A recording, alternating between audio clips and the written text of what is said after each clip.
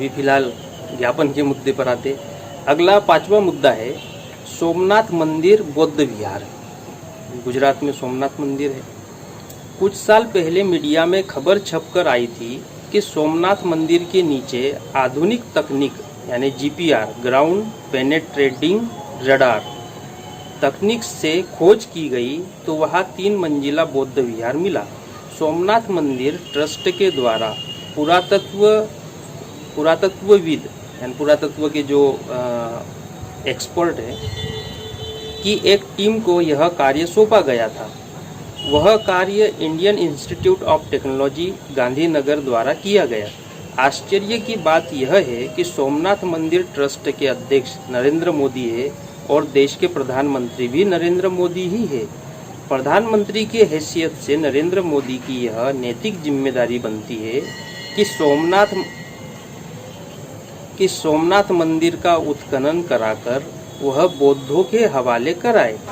नरेंद्र मोदी बीच बीच में तथागत बुद्ध की स्तुति करते हैं, लेकिन व्यवहार में आरएसएस के मोहन भागवत के इशारे पर बौद्ध स्थलों पर ब्राह्मणों का कब्जा कराने के लिए मदद कराते रहते हैं और इसके लिए लोकतांत्रिक संस्थाओं का गलत इस्तेमाल करते हैं। उस जीपीआर तकनीक रिपोर्ट में यह बात दर्ज है कि सोमनाथ मंदिर के नीचे 3 मंजिला बौद्ध विहार है, उसके नीचे बहुमूल्य धातु है, उसके नीचे बड़े बड़े बौद्ध स्तूप संरचनाएं हैं, बौद्ध प्रतीक है। प्रधानमंत्री की यह जिम्मेदारी है कि वह धरोहर तुरंत बौद्धों के हवाले करे। जिस तरह बौद्ध संरचना पर सोमनाथ मंदिर खड़ा किया गया, उसी तरह भारत में प्रसिद्ध मंदिरों के नीचे बौद्ध संरचना और स्तूप मौजूद है। सम्राट अशोक द्वारा निर्मित 84,000 विहार और स्तूप कहा गए, उन सभी बौद्ध विहार और स्तूपों को मुक्त कराना होगा। यानी अब पूरे 84,000 स्तूप हमें चाहिए, बौद्धों को चाहिए, ये मुद्दा लाया है। बड़े बड़े जो है वो तो है ही, लेकिन पूरे 84,000 चाहिए। हमारे पूर्वजों की संपत्ति है तो हमें ही मिली, उनकी संतानों को मिलनी चाहिए ना। अगला पॉइंट 6वां पॉइंट है दिल्ली के पुराने किले में बौद्ध अवशेष मिले। दिल्ली में भी मामला गया। अब इसमें क्या बताते देखते हैं। हाल ही के दिनों में भारतीय पुरातत्व सर्वेक्षण विभाग द्वारा दिल्ली स्थित पुराने किले का उत्खनन कार्य किया गया। उसके अंदर प्राचीन मौर्य कालीन अवशेष मिले। उसमें बुद्ध की माता महामाया की मूर्ति भी मिली। इसलिए दिल्ली के संस्थापक मौर्य ही है, इसका यह पुरातात्विक प्रमाण है। लेकिन एएसआई द्वारा उन प्राचीन बौद्ध अवशेषों को महाभारत कालीन अवशेष बताकर ब्राह्मणवाद को मजबूत करने का काम किया जा रहा है।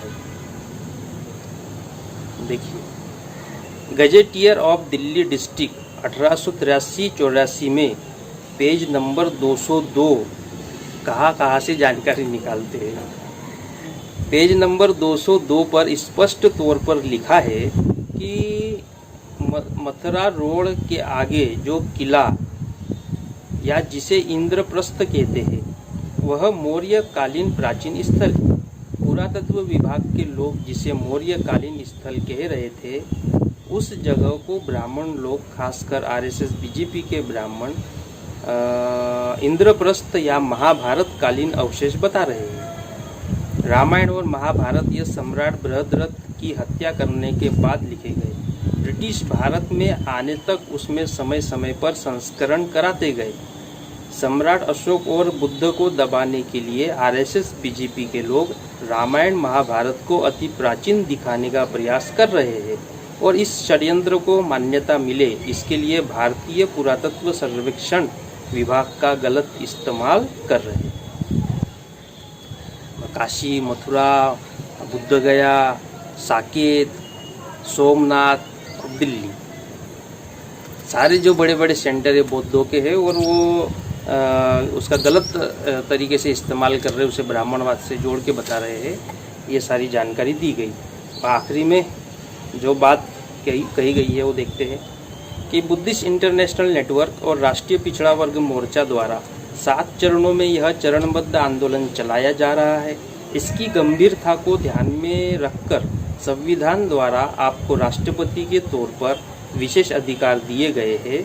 उन अधिकारों का प्रयोग कर राष्ट्र के प्रतीकों को, बौद्ध संस्कृति को बचाने के लिए आप स्वयं पहल करें। राष्ट्रपति जी को ये निवेदन कर रहे हैं। राष्ट्रपति भवन में सम्राट अशोक के बहुमूल्य प्रतीक है और मथुरा सारनाथ की मूर्तियां भी भारत का वास्तविक प्रतिनिधित्व करती है, जो पूरे विश्व को वैश्विक संदेश देती है। इसलिए उन प्रतीक और संस्कृति अतिक्रमण जोर जबरदस्ती से कब्जा कराया जा रहा है। न्यायपालिका और पुरातत्व संरक्षण विभाग का भी इसके विरोध में मिसयूज किया जा रहा है। इस पर आप तुरंत संज्ञान लेकर कार्रवाई करें। भारत बंद के बावजूद भी सरकार ठिकाने नहीं आती है, तो हमें मजबूरन भारतीय पुरातत्व विभाग और न्यायपालिका पर मोर्चा लेकर आने को बाध्य न किया जाए। हमें लोकतंत्र पर यकीन है, अलोकतांत्रिक ताकतों को रोका जाए। तो ये पूरा जो है ज्ञापन है जो कि बुद्धिस्ट इंटरनेशनल नेटवर्क और राष्ट्रीय पिछड़ा वर्ग मोर्चा द्वारा निकाला गया है।